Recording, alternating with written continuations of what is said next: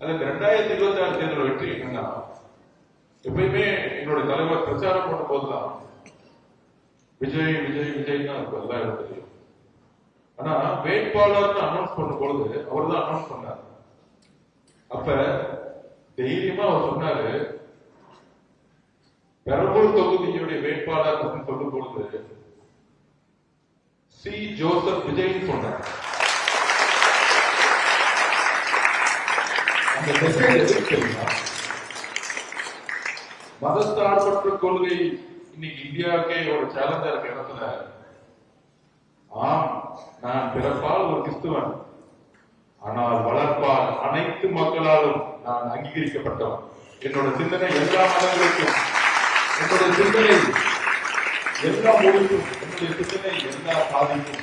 நான் சமத்துவமானவன், ஆனால் நான் பிறந்த ஒரு ஐடென்டிட்டி நான் மறைக்க மாட்டேன். இந்த இடத்துலதான் தேர்தல் அரசியலோட வெற்றி என்னன்னா, இதுவரைக்கும் நம்மளுடைய வரலாற்றில் ஒரு சிறுபான்மை சமூகத்திலிருந்து முதலமைச்சரோ இல்ல அரசியல நிர்ணயிக்கக்கூடிய ஒரு இடத்துல யாரும் இருந்தது கிடையாது. இந்த 26க்கான மாற்றம், உண்மையான மாற்றம், தமிழக மக்கள் ஏற்படுத்திய மாற்றம்.